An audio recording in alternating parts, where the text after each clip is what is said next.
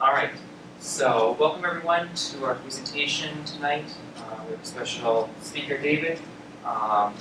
He is involved with the Arizona Near Space Research Group. He was hired by the university as an instrumentation specialist at the Multiple Mirror Telescope before being hired at Pima College West in electronics. He's designed the observatory there on their East Campus. He's a sailor, he has a pilot's license, he has a ham license, and he's even written a science fiction book titled Stranger Things. He's currently retired after 30 years of teaching astronomy and physics at Pima College. His current research deals with remote imaging from small radio-controlled aircraft. He is also experimenting with NASA's Radio Joe project, using software-defined radio for receiving decanometer emissions from Jupiter. As I said, he's a member and active with the Arizona Near Space Research Group. Please welcome David. Give him your attention. Wow, it's fun being in front of a group again. 30 years, right? What I'm going to talk about tonight is the two things. I'm going to tell you about ANSR, Arizona Near Space Research, and what we do. And also a project I have in mind that hopefully maybe we'll get some students involved in in support of the high altitude balloons. What I have up on the screen right now is their webpage. ANSR.org. You can go there and check out what's going on. And the current flights, all that information is there. So without further ado, right, here is the presentation. And by the time we're done, you'll have a good idea of what we do at ANSR, why it's important, and why we'd like to have more people involved. This is an actual image, by the way, taken from one of the balloons. I'll be talking specifically about one of the test flights that we made a couple of years ago, where I actually had the payload on it. I was testing some cameras and some instrumentation.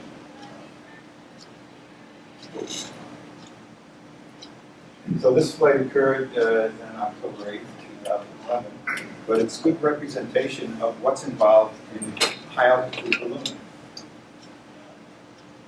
This is a brief description of the payload that I used, a 2-axis camera system, one looking horizontally, one looking down, so you can see the results of that.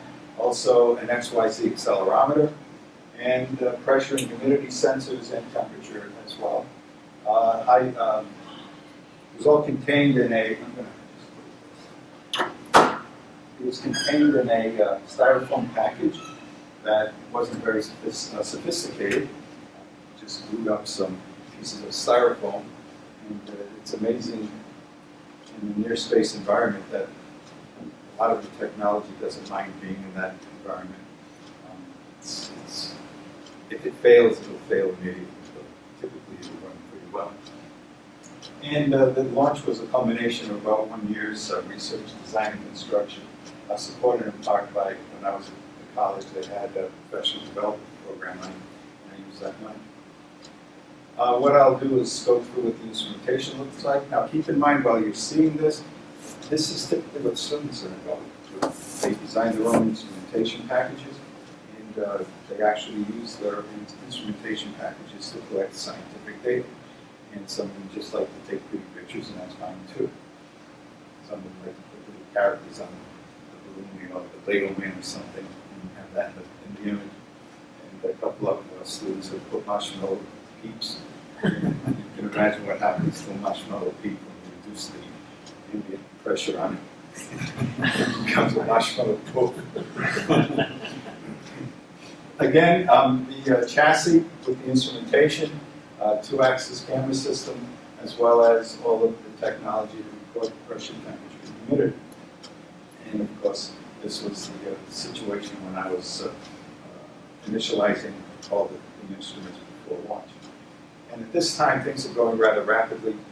This was a test flight, so we didn't have students involved. So when students involved, there's a lot of excitement, and you can imagine, because everyone wants their system to work properly, and some of the kids forget to turn things on, And being an astronomer, I can tell you how that works when you're on the mountain and you're ready to collect the data and you can't breathe because you're at 10,000 feet or above, depending on the observatory, and you forget to push the icon that looks like a camera on the computer screen, and you get back to your home institution and you discover you didn't take any data. So they keep the astronomers away from the instruments now, and operators. And that's what it looks like all packaged up. This is the XY Z accelerometer. Everything's secure. What's important during the flights is the flight string. So there's a standardized method that we use where each instrument is sort of a daisy chain, and each instrument is attached itself to a string of, it's literally a string, and it has to meet a certain brake force in case it's hit by a plane or something. The FAA has certain requirements, so those have to be met. And that's me checking the camera before launch. And this is the string that we have our instruments along there. Included our crossband repeater, APRS beacons, a couple of those. And this is where hams come in because we are responsible for launching the balloon, interacting with the FAA and the airspace, and locating the balloon when it lands. We also predict where it might land based on the current weather conditions. Okay. At that time, we were using helium. Helium is now very expensive and hard to come by, so we use hydrogen helium. So, but it's not the Hindenburg. We're very safe and very safety conscious on how it's done, and we haven't lost a student yet. This is what the launch looks like. The diameter of the balloon on fill, depending on the payload, is approximately 9 feet in diameter. When the balloon reaches altitude of 90 to 100,000 feet, it's approximately 34 feet in diameter. And just a little bit higher than that, it explodes. And that's how it comes down. And it comes down rather rapidly if you don't have one of these hanging on there. So there's a parachute in the chain as well. This is what the launch looks like. See, typically the students will have hot hats, and they'll be lined up with their packages, and they'll be very excited. And people from the surrounding areas will come and ask, what are we doing? Where was this done? This was in Iadevaia. We find an empty spot and just show up. Typically we launch from Maricopa, U of A Maricopa Agricultural Station in Maricopa. But it depends on the wind. There goes all the packages. And They just hang down? They just hang down. Hopefully everything's turned on. And working. The beacons are working. NCR's off? Yeah, APRS is sending signals, and we're picking it up immediately. Crossband repeater is up. People are trying to hit it from all over the place. And then, of course, you got the chase teams, and that's always fun. So if the predictions were correct, we've got the advanced chase team approximately where it should land, and then we have, and the students of course are all excited because the night before we have a little supper for them, and they get a brief introduction of what they're going to do. Each one gets the plan, and they're rather excited. Can you see it from the ground during the whole flight? Actually see the vectors get out of so far? It depends. Like for this flight, we were able to stop just before pop because we know things are going to pop based on prediction. So we were at the Dairy Queen off I-10 at Picacho Peak, and we're looking for it. It was absolutely clear day, and you just see this white dot, and you're watching it, and then all of a sudden, it's not there anymore because it pops. You can't see that. The resolution is anywhere near what you need. So here's the liftoff from for this particular flight. This was at Maricopa, and you can see the shadow. It's right on my back. You can see the shadow of the balloon right there as this thing starts to descend. And one caution when you see these pictures, the horizon is distorted because of the wide field of view of the GoPro cameras. You don't really see the edge of the earth like that. You have to be far away to see that. But so here we go, up and away, right? Beautiful balloon going through some haze. Now it's interesting, what really does happen You'll notice the sky is black. It's a bright sunny day, but the atmosphere is almost non-existent at this point. And this How is- far was your altitude at that point? This is just prior to burst, so it was at, the predicted was 80,000 feet. I measured absolute pressure using my sensors. It popped at 84,000 feet. The APRS and GPS signals somewhere in between. So once you get over 80,000 feet, that's a few thousand. About 30, 35 miles. That's up there. Anyone recognize Picacho Peak? And again, you don't. What you can't see that's real is the sky blue is gone. Okay, so you're seeing the that space, and you can see the atmosphere. So you're looking at sort of a cross section, and and this is not trivial stuff. You got students involved with this; they can really get into it, and it's really a low cost, low Earth orbiting satellite that doesn't orbit. So yeah, you can. Well, that's a pretty good thing. How long will the flight on this be? 2.5 hours. And how long is it up at research elevation? Till it pops. For example, here. Like it goes up. Right. So, but there are ways, there are techniques, constant pressure, that you can release gas as it's going up and try to maintain a constant altitude. By doing that, and it will drift a while. And that's another test. And if you get involved with this group, you have the ability to actually do that on some of the test flights, because that's one of the goals. These groups that do this, one group tried to send one across the Atlantic, and then he was successful and it landed in a country that wasn't friendly or something, but there were geeks everywhere. It didn't matter because he got his stuff done. Where's the Contra Peak again? Well, That's it. Oh, that's okay. and see, they do look like little rectangles from way up there.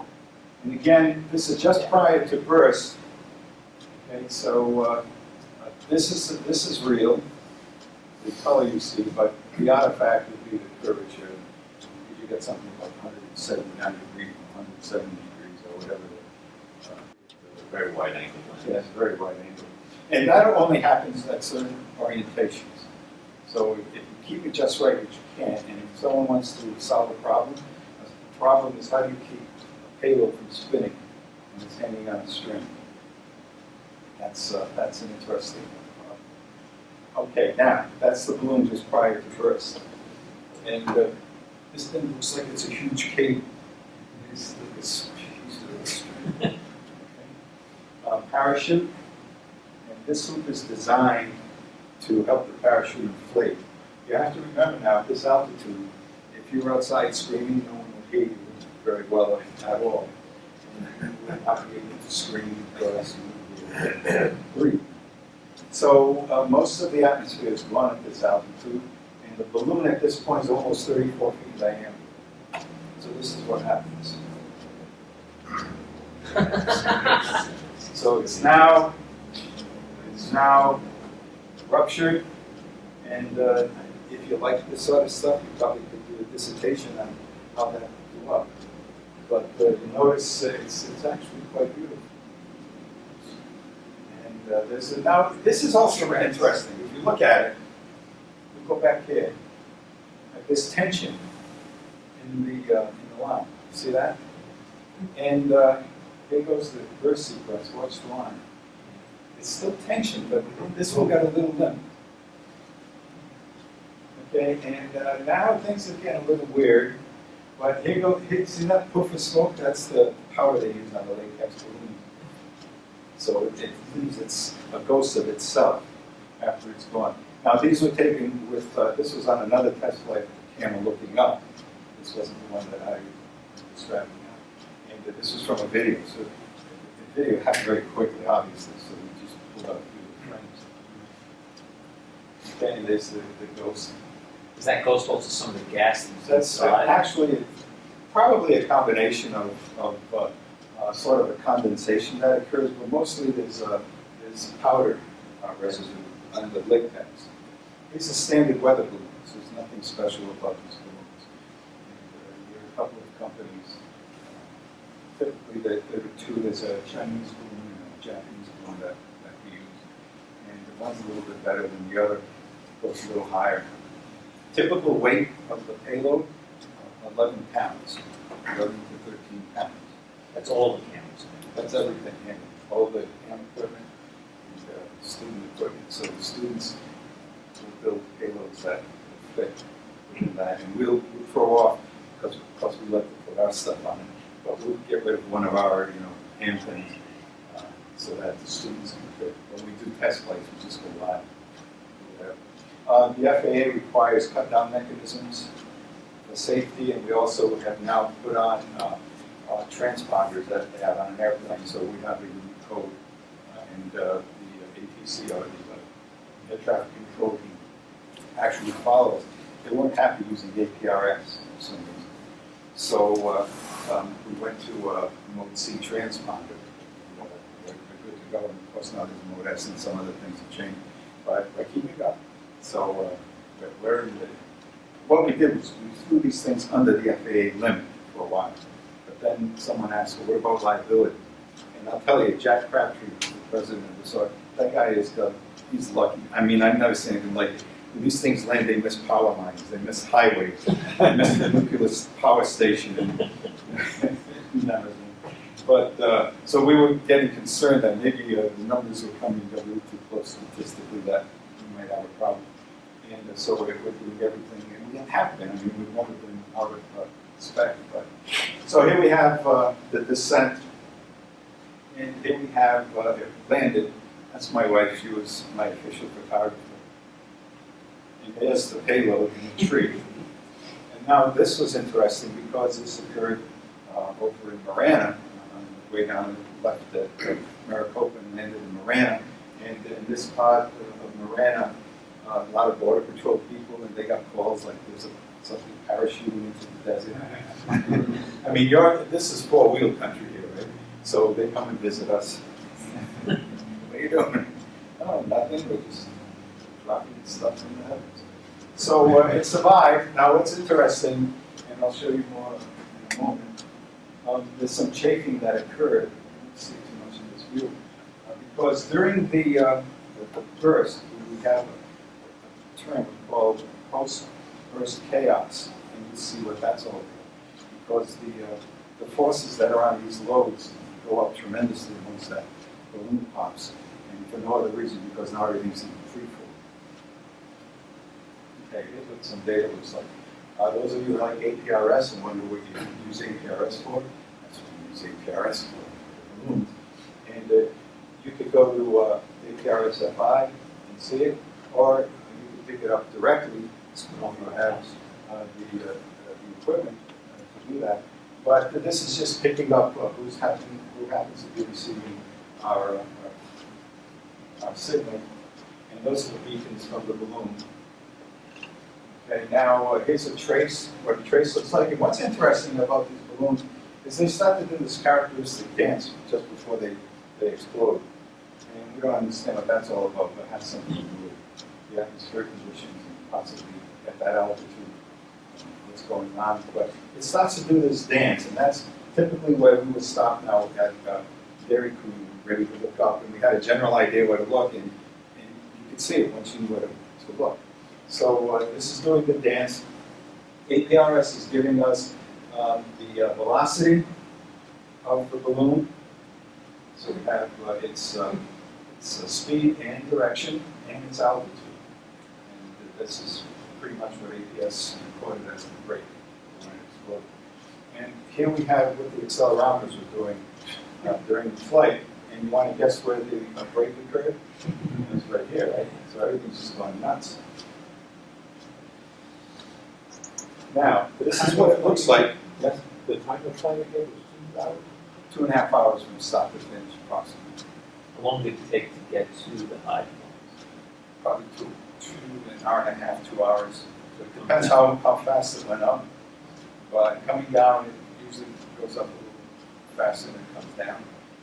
And once the parachute engages, then it sort of behaves properly. But for a while, it's coming down. If you're on the balloon, this is from the camera I had looking straight down, and this you're going to see post-burst chaos.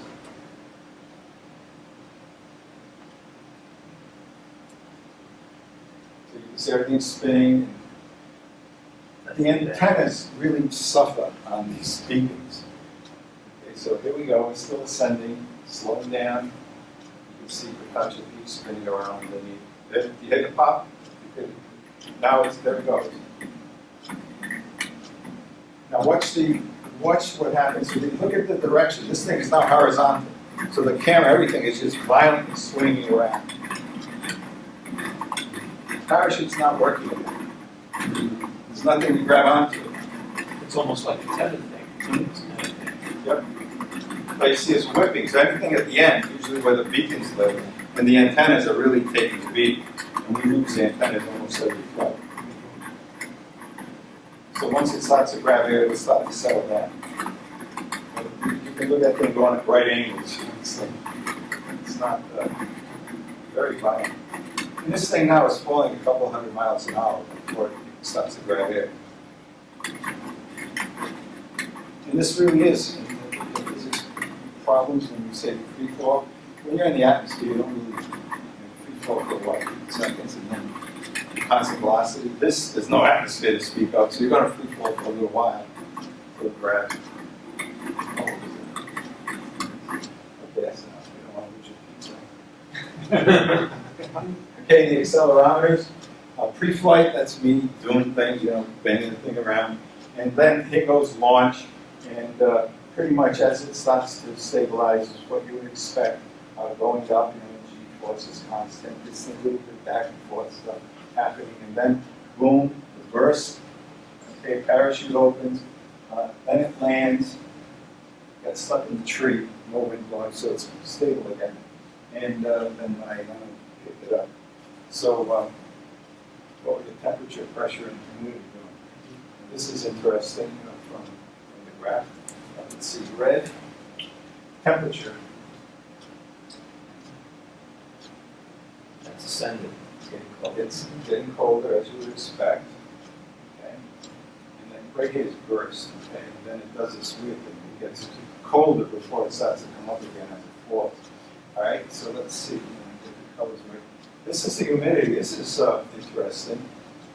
At burst, humidity goes up. So, that's it. You would see that maybe the balloon would do something. You pop a soda can or something. And so that's interesting. I don't know what's going on there. Is that a hydrogen balloon? No. This is helium. Yeah. And then we have the relative humidity is there, and then the temperature. Oh, we have the temperature there. And this is the pressure. Right. So the pressure. You asked how long does it stay there? Well, as soon as it bursts, that's how long it stays there. So right here it bottoms out. This is a little magnified here. And again, we can correlate the time of burst based on this graph with what the GPS said was the maximum altitude. We got a pretty good idea. There's a lot of science going on with this. And here's the external temperature. If you're wondering how cold it is up there, minus 40 Celsius. So it's cold. So we use lithium batteries and we try to insulate it.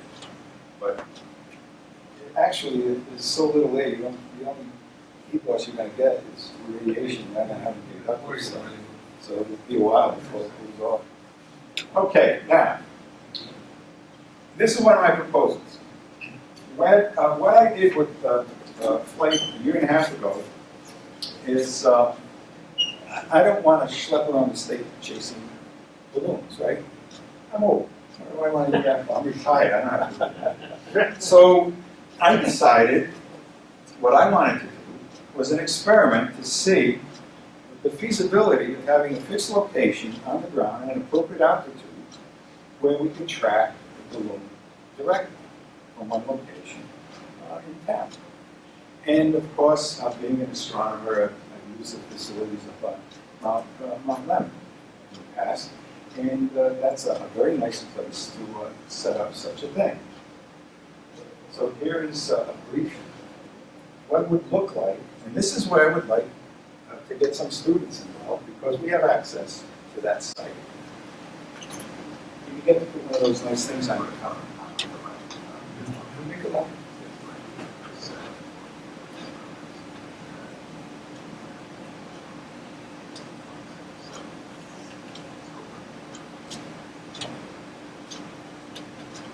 What I'm doing is setting up a loop band antenna for the appropriate frequencies.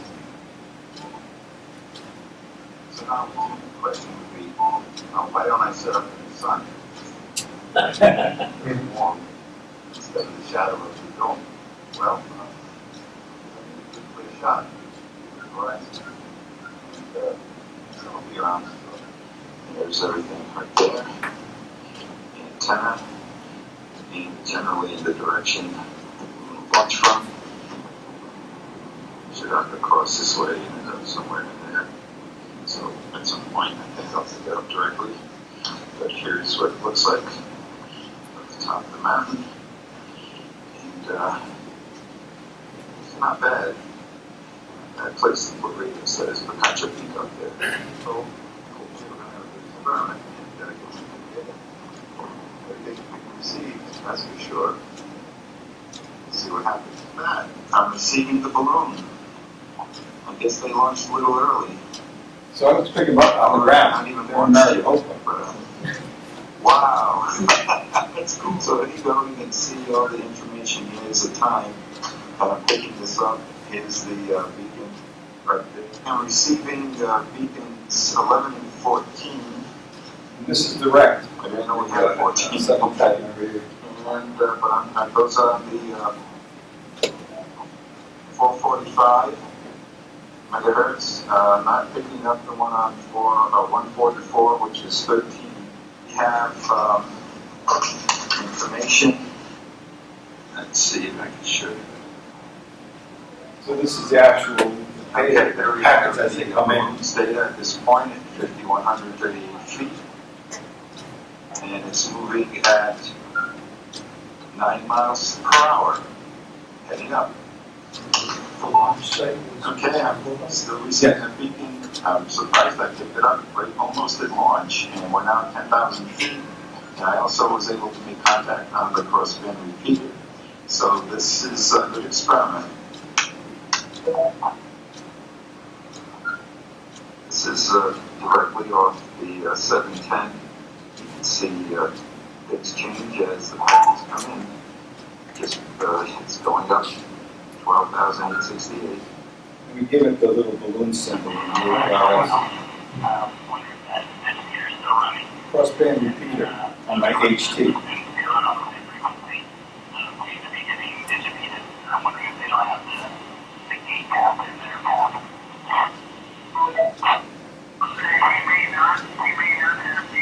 Not only am I picking you up on the 710, but on my HT as well. This is a good bridge. So what I propose is to have student, more than many, possibly looking at this as a location where we could set up some sort of facility. And all that would be required, there are buildings there that are used for various things, and it's underutilized in many ways. And every time my face shows up there, the mountain guy says, "Oh, what are you going to use this for anything this time?" So there's a use that is there.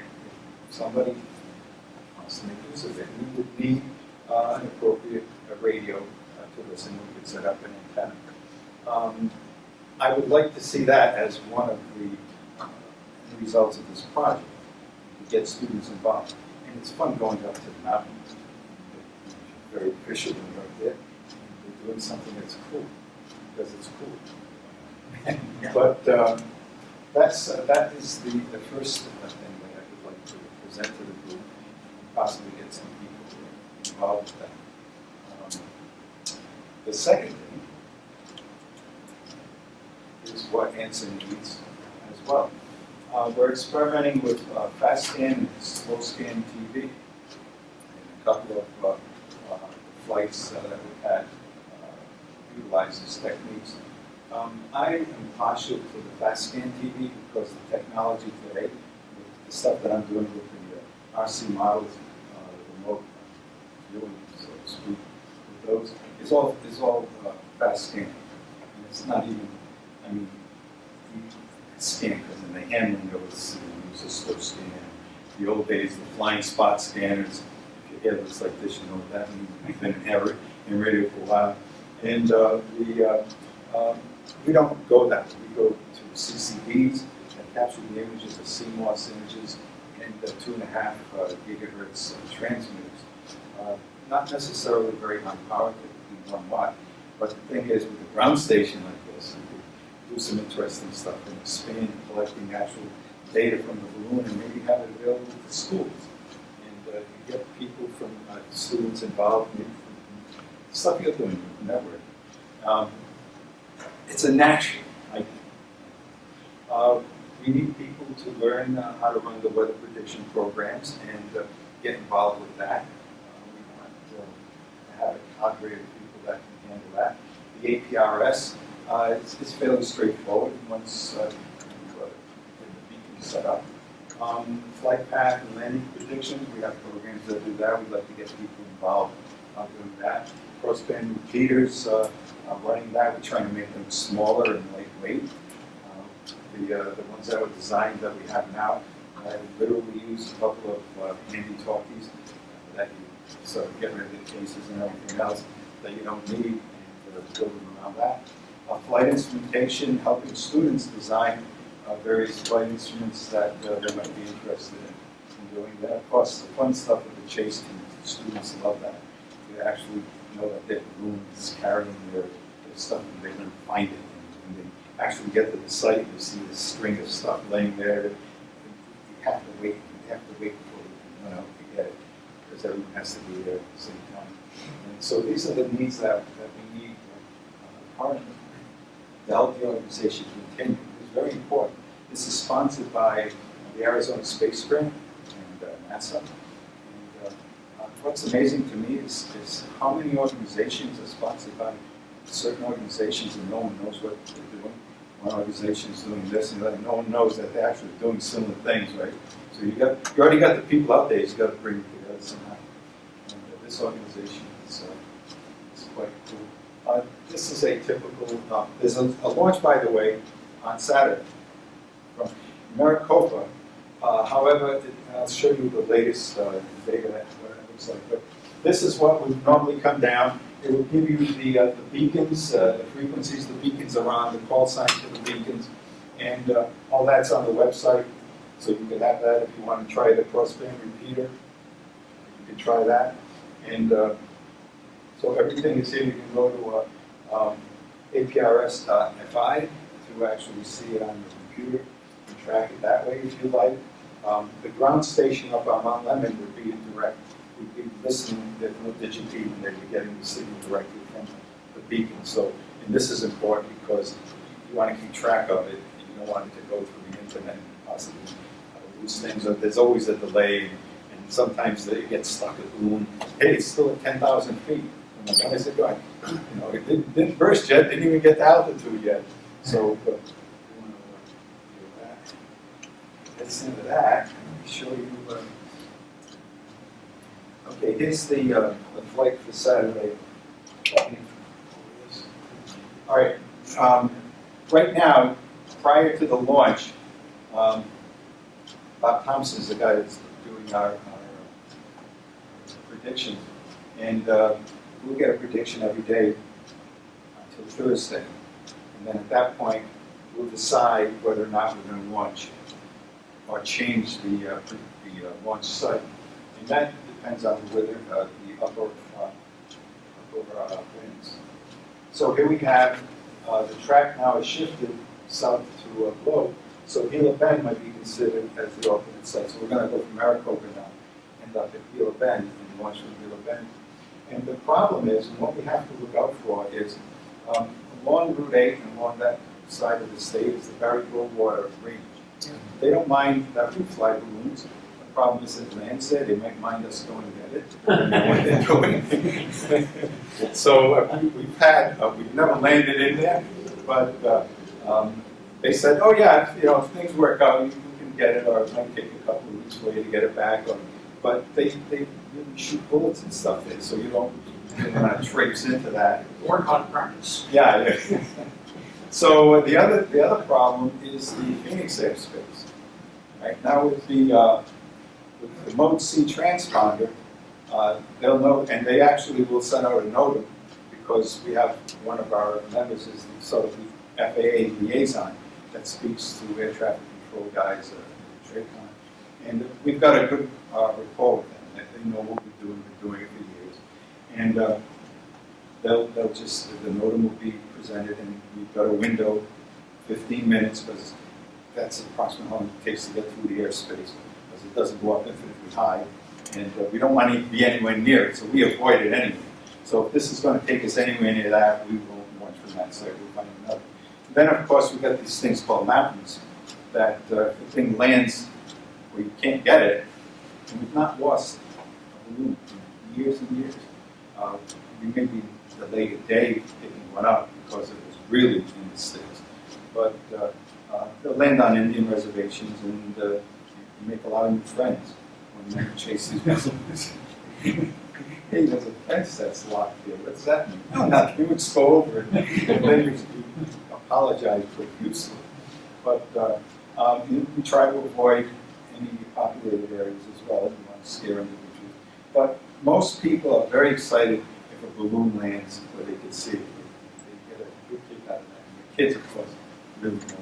But this is typically what will happen. So the launch is scheduled for this Saturday at 9 a.m. and again, tentatively from the University of Arizona Agricultural Center. And if you have time, you want to go up there, let me know. I'll tell them you're coming. And you can actually see what that's all about. Or you We can have pick an it up. event here Saturday. Oh, that's right. Yeah, that's the other thing. We always seem to launch when there are other things going on. But Either that or maybe there's we always... can participate by radio. Right, yeah. A bunch of us going to be You could here. do that. You could try the crossband repeater, see if you can hit the crossband repeater. And if you're too tight, then you could. Again, this would be all, again, the stipulation, the final launch site will depend on the predicted winds of law. So there's a lot of stuff that's going on to launching a balloon. Occasionally there'll be people who just launch a balloon. And like anything else, that's fine, but you can get into trouble that way and make a lot of enemies, with the FAA, for example. And so, very professional organization. Everything is done exactly as it should be, and 100% recovery. As long as I've been involved for the last 4 years. So, anyhow, that's the deal with ANSR. Worldwide, worthy organization. Any questions? So we need to fix the 440 antenna before 9 o'clock on Saturday. There you go. After 10. Yeah, once that thing is up, they think the crossband repeater, we had 700-mile contact under that. So once it's up at altitude, 90,000 feet, that's a nice big cone. So that's ANSR, and what we're looking to do. If anyone's interested in the ground station, contact me at some point, and we'll probably be able to get something put together, at least on presence, that we can set something up on. So is there going to be something on the mountain for this test? Or, No, let me explain about the test that I did a year and a half ago. My daughter was pregnant with her first child, and I didn't finish the test because he decided he was going to be born that day. So I got running down the mountain, headed all the way to Phoenix. And the irony, she's pregnant with her second baby. She's due any time now, and I asked her if it was okay that I'd be here to make this talk about the balloon. And she says, it's fine, Dad. Everything's under control. One doesn't rain. But the baby is due date is the 21st, but you know how that goes. Okay, any other questions, comments? How many balloons are launched, over the course of a year? 4, and then we sneak in a couple of test balloons. And we don't, the way the organization runs is that most of the money comes from the space grant. And we really don't charge them what it costs, because again, people do a lot of volunteering stuff. And I mean, it's right only now that we have extra money where we're trying to modernize some of the equipment. So we've got a couple of people involved that will design to do that. A couple of people design the programs to run the beacons and the flight computers. So it's the typical ham radio stuff, but there's a professional aspect to it. We've run University of Texas is doing some stuff. We're setting up one of their balloons, or our balloon, but one of their payloads, student payloads. Qualcomm had an interest. They wanted to test aerial Wi-Fi, satellite Wi-Fi, and so they wanted to run the equipment on that. Raytheon wanted to test the camera, but Jack decided he didn't want to take any commercial money. And I said, why? But get the students working on it. Well, yeah, that's the thing. But so there's an opportunity to do this in a much bigger way than just the restricted way that we're doing it, and we probably have to, because when everyone in the club starts to have hair that looks like this, and you don't have the hair that's that color, then what happens. So How many students per flight to get instruments on? we have students from. How many? That's what I'm going to try to figure out. Probably 10.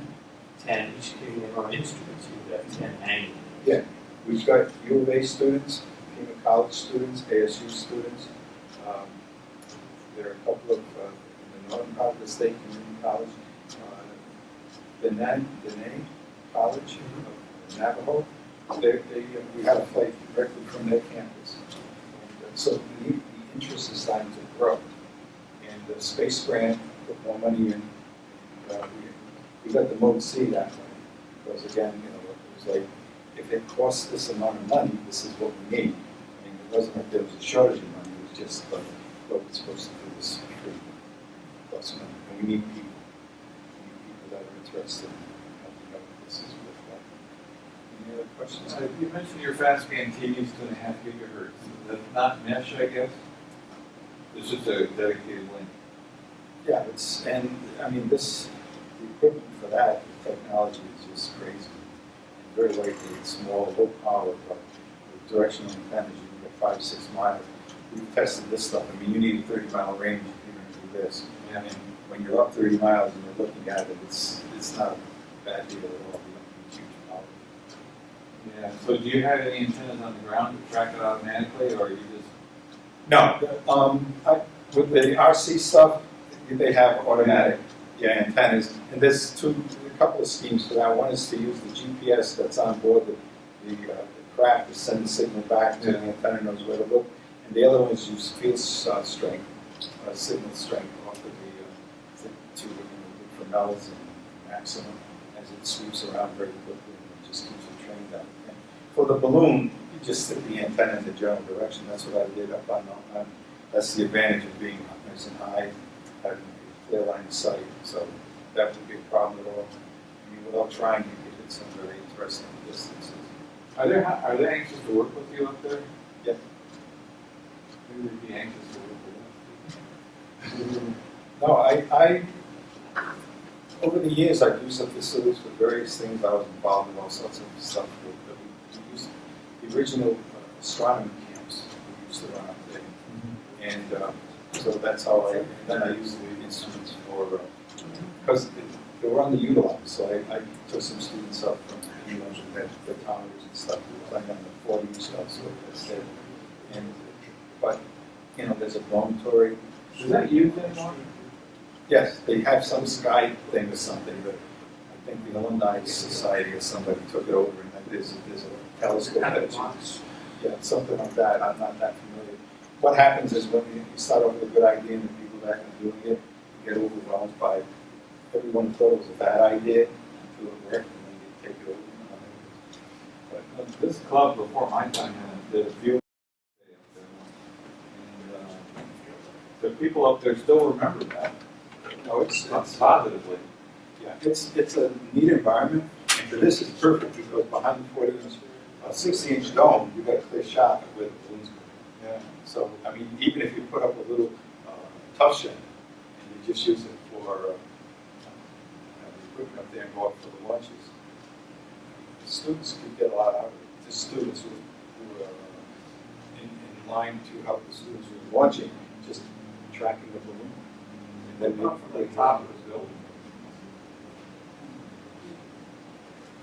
you could, I mean, once it's up, you're gonna see it. But if you do the calculations, you can't be 9,000 feet straight out to the horizon, which is far away from that.